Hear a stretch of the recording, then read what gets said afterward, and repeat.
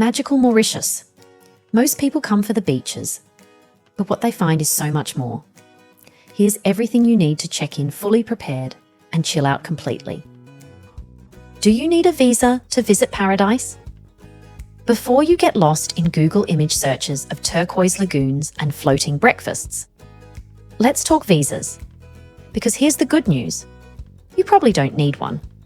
Mauritius is one of the most visa-friendly countries in the world. If you hold a passport from the US, UK, Canada, the EU, Australia, South Africa, and dozens more, you can simply show up, get stamped, and chill out.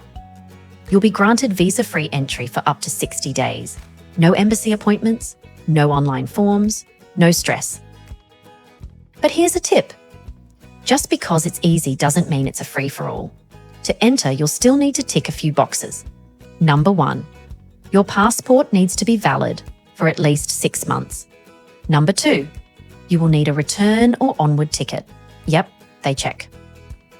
Number 3. Ideally, you should have a printed copy of your hotel booking or itinerary. They might also ask for proof of funds, just enough to show you're not planning to couch surf your way into residency. Think credit card, bank statement, or even proof of paid accommodation. Now, for those with less common passports, or if you're planning to study, work, get married, or stay long-term, you will need to apply in advance. Mauritius offers student, business, marriage, and even premium visas for digital nomads. Oh, and one more thing. Make sure you have travel insurance and have a printed copy with you. It's not always mandatory, but it's often requested, especially during cyclone season. So if you've got your passport, your plane ticket, and a place to stay, you're ready to walk straight into paradise. What happens when you land? Mauritius runs on GMT +4, which means it's 4 hours ahead of London, 3 hours ahead of Paris, 2 hours ahead of South Africa, and 8 hours ahead of New York. So if you're catching a red-eye from Europe, you'll likely land in the morning or early afternoon. Perfect for squeezing in that first beach cocktail without even checking in. But if you're flying from the Americas, brace yourself. You're going to lose almost a full day on the clock. So build in buffer time and don't schedule anything too tight the day you arrive. Jet lag plus island humidity equals the opposite of chill. My advice? Turn your watch forward as soon as you board the plane. Start syncing your rhythm to island time before you even touch down. Welcome to Sir C. Wusagur Ramgoolam International Airport. Located about 48 kilometers from the capital city, Port Louis, MRU is a single-terminal international airport. Sleek, modern, and surprisingly efficient for an island this remote. The moment you arrive, expect a smooth flow through immigration, especially if you followed the visa advice I gave earlier. Once you're through, here's what you'll find. Currency exchange booths and ATMs. I always recommend withdrawing some Mauritian rupees here for taxis and tips. Mobile SIM card counters. Convenient, fast, and often cheaper than international roaming. Info desks, snack shops, duty-free liquor, and a couple of cozy coffee spots for those arriving on early flights. There's even a nursing room for new moms, and the airport is well signed and accessible. It's not massive, but it's welcoming. You'll never feel lost. Now, the big question, how do you get from the airport to your resort? Your options are pre-booked airport transfers, often included in resort packages, are easy, reliable, and air-conditioned. Licensed taxis.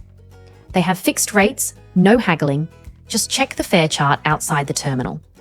Expect around $30 to $40 to get to the West Coast or Port Louis. Car rental. If you're planning to explore on your own, this is the moment to grab the keys. Just remember, they drive on the left. Shuttles and buses. They're cheaper, but slower, and often not direct to resorts. Ideal for backpackers or adventurous travelers with time to spare.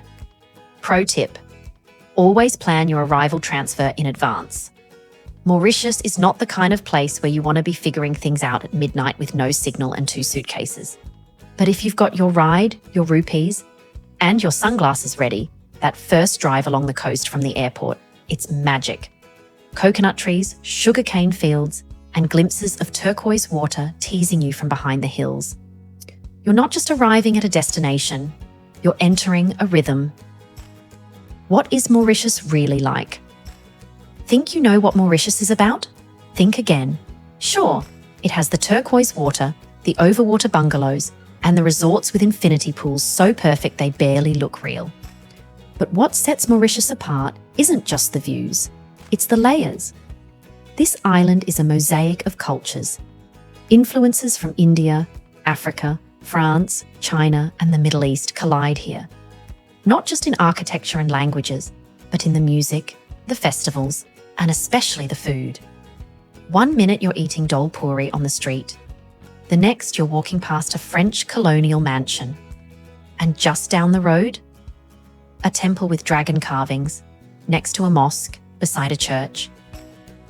It's not chaos, it's coexistence. And it makes Mauritius one of the most fascinating islands on the planet. Now here's something your average travel vlog won't tell you. Mauritius isn't just safe, it's one of the safest countries in Africa. Political stability, low crime, and friendly locals make it an easy choice for solo travelers, honeymooners, and families alike. And with just over 1 million people living here, it feels intimate, but never isolated. You'll find Wi-Fi, supermarkets, and espresso machines right next to banana trees and beach shacks. So whether you're into culture, nature, or just chilling on a beach with zero guilt, Mauritius isn't just a destination. It's a whole world wrapped in one island. Before you book your trip, listen carefully. This island has a cyclone season. In Mauritius, timing really matters. The island has 2 main seasons, and they may not match up with your calendar back home. First, there's summer. That's November to April. It's hot, it's humid, it's lush. Daytime temps hover around 30 to 33 degrees Celsius. The sea is warm like bathwater, and everything feels alive. But this is also when tropical storms brew. Cyclone season peaks between January and March, and while direct hits are rare, heavy rains and sudden winds can cancel boat tours and flood roads. If you're visiting in peak summer, make sure your resort has flexible booking options. And yes, this is where travel insurance becomes more than just fine print. Then there's winter, from May to October. And no, this isn't snowman winter. This is t-shirt and hiking weather kind of winter. Cooler days around 22 to 26 degrees Celsius, lower humidity and fewer mosquitoes.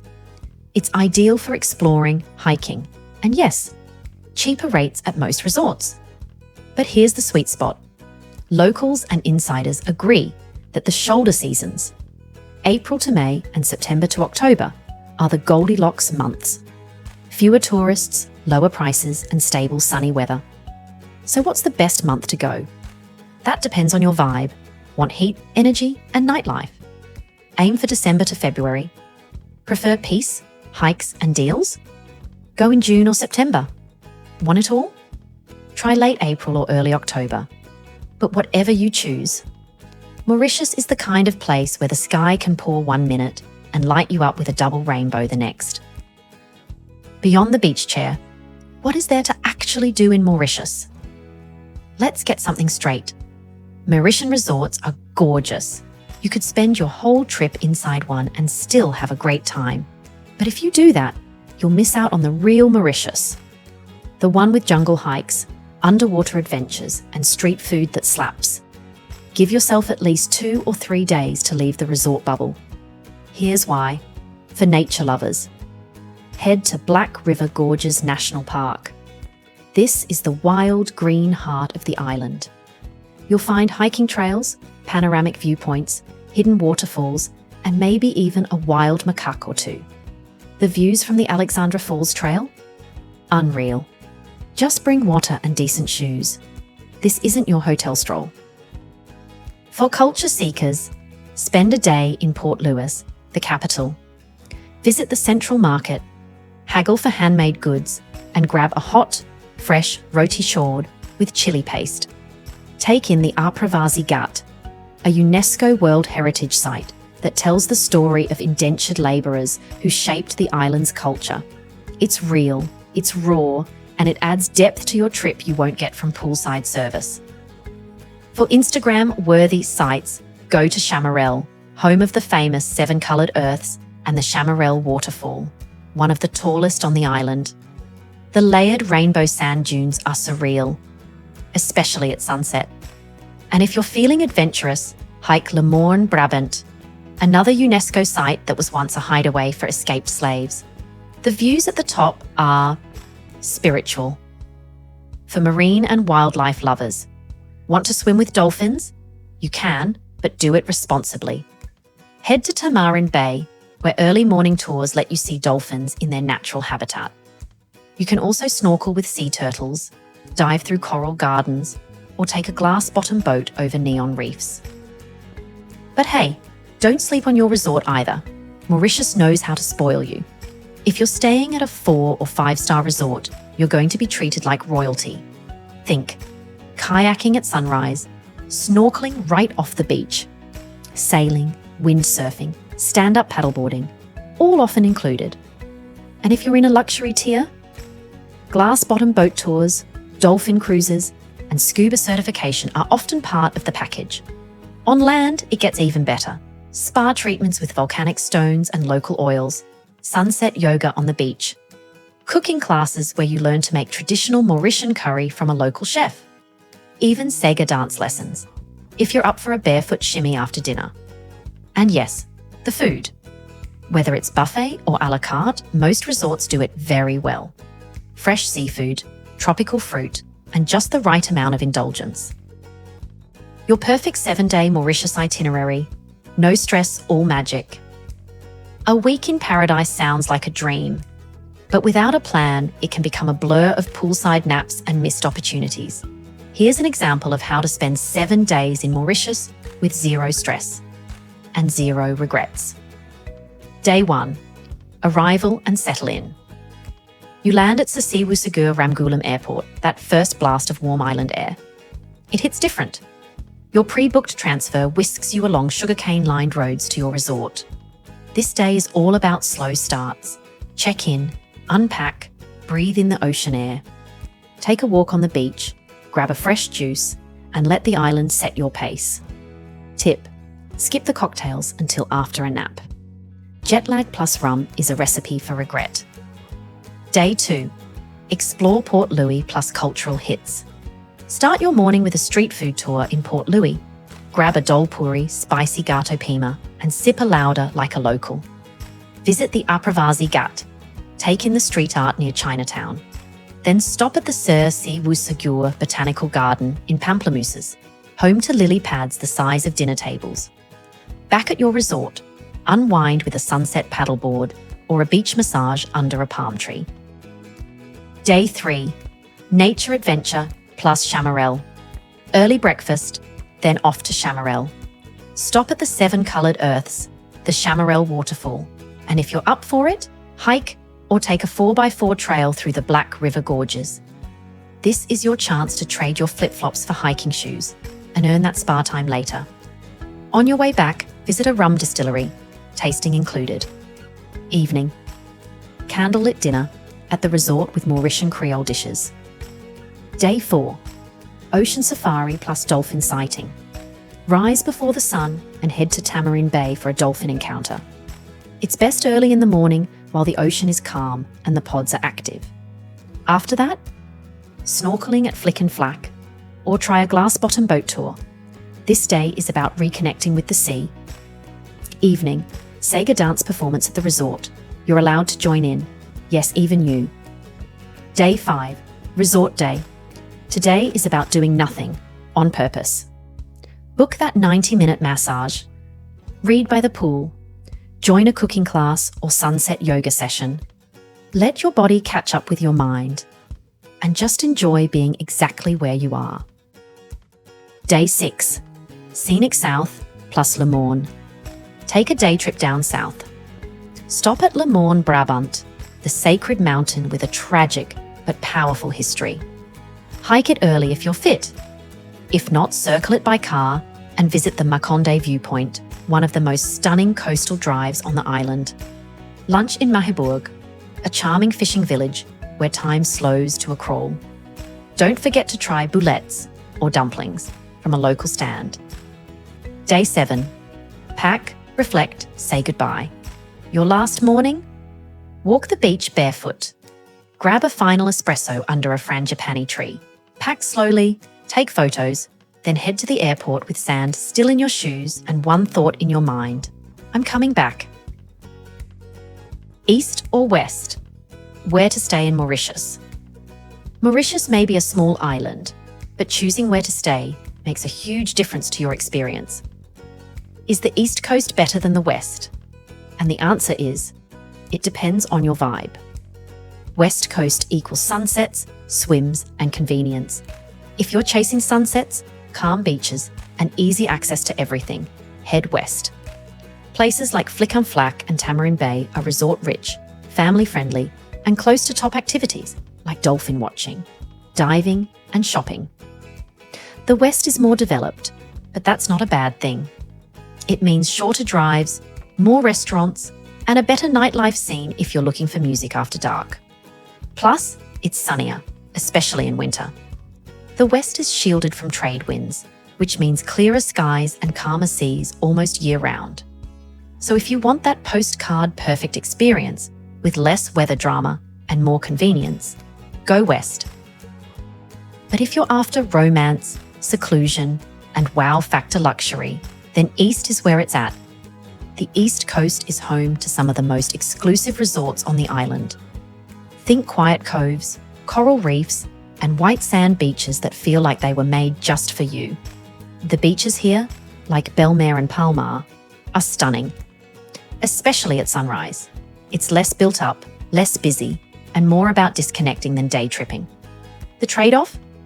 It can be windier, especially from June to August, and it's a little farther from the main cities and excursions. But if you're here to unplug, it's perfect. The verdict? If you want action, sunsets, and easy access to tours, book the West. If you want quiet, luxury, and privacy, book the East. And if you can't decide, spend a few days on both. Mauritius is small enough to split your stay, and big enough to give you two completely different experiences. Some tips you'll need before landing in Mauritius. Number 1, passport and paperwork matters more than you think. Yes, Mauritius is visa-free for most travelers, but that doesn't mean you can show up unprepared. Your passport needs at least 6 months of validity left. You need proof of onward travel, a confirmed hotel booking, and ideally, printed copies of both. Don't rely on your phone at immigration. You don't want to be wasting time by searching for a confirmation email. Number 2, print your travel insurance, even if it's digital. Especially if you're traveling between December and March, when cyclone season is active. Even a minor storm can delay flights, cancel boat tours, or flood inland roads. Travel insurance isn't just peace of mind, it's practical protection. And having a printed copy at immigration or with your hotel, it's a sign that you planned like a pro. Number 3, pack light but pack smart. You don't need high heels or a tuxedo. Mauritius is casual luxury. What you do need, reef-safe sunscreen to protect marine life. Mosquito repellent, especially in summer. A light sweater for breezy evenings. Hiking shoes, or sturdy sandals if you plan to explore inland. And if you're a digital nomad, Mauritius offers a premium visa for long stays. Just saying. Number 4, money and connectivity. The currency is the Mauritian rupee, and it's better to withdraw cash at the airport than exchange at home. Credit cards work at most resorts and restaurants, but small vendors prefer cash. And for data? Skip roaming. Get a local SIM at the airport. It's cheap, fast, and saves you a headache. The resorts also have free Wi-Fi in the rooms and throughout, but it may be spotty from time to time. Number 5, talk to the locals. Seriously. Mauritians are some of the warmest, kindest people you'll ever meet. Ask them about their favourite beaches, where to eat, what temple to visit. You'll get tips no guidebook can offer, and you'll leave with stories you didn't plan for, but will never forget. So here's the thing about Mauritius. It's not the kind of place you just check off a list. It's not done after one visit. It's the kind of place that stays with you. In the smell of salt on your skin, in the rhythm of Sega drums at sunset, in the memory of someone handing you a hot roti and a smile without expecting anything back. You don't just take a trip to Mauritius, you start a relationship with it. And whether you're the kind of traveller who plans every hour or just shows up with a passport and good vibes, there's a version of this island waiting just for you. So before you close this tab or open your flight app, here's my final piece of advice. Travel with intention. Slow down. Ask questions. Say yes to things that aren't in your itinerary. And if you ever need help putting the pieces together, your local travel agent is more than a booking engine. They can be your travel translator. They're not just there to sell you a package. They help you navigate things like flight timing, room categories, visa questions, and even weather risks you may not have considered. Plus, when things go sideways, delays, cancellations, or unexpected costs, it's a lot easier to call someone you know than sit on hold with a call center across the world. This has been Check-In, Chill Out, and I hope this video helped you feel more prepared, more inspired, and more ready for what could be the trip of a lifetime. Hit subscribe if you want more destination deep dives, and let me know in the comments, where should we check in next?